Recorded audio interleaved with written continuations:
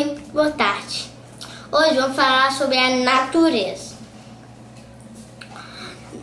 Olha, quem joga lixo no mato não faz isso mais, que atrapalha a natureza.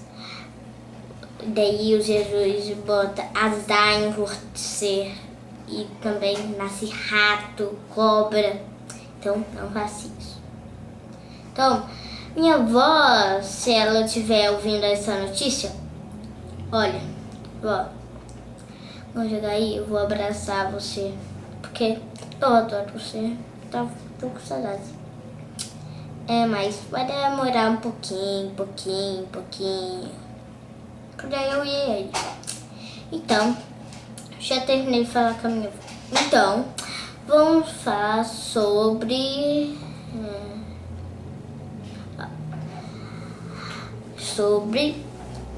o temporal que tá aqui.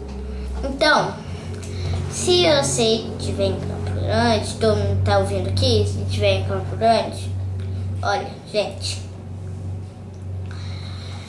cuida da chuva, fecha a porta, tranca tudo pra chuva não entrar. E você também não levar nenhuma doença, nenhuma. Então,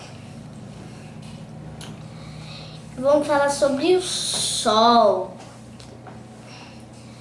que não tá aqui. Nem à noite tem sol, nem à noite, que dia, nenhum dia tem sol, nem à noite tem sol, nem à tarde nem tem sol, nem de dia tem sol. Tem tudo preto, tudo é chuva, tudo chuva. Tudo chuva. Chuva.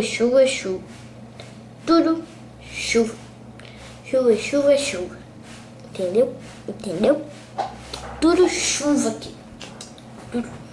Então, vamos falar sobre... Quer dizer, esqueci isso. Pode ligar, porque já terminou. Chamar meu pai pra tirar isso. Pode ligar, tá? Ô pai!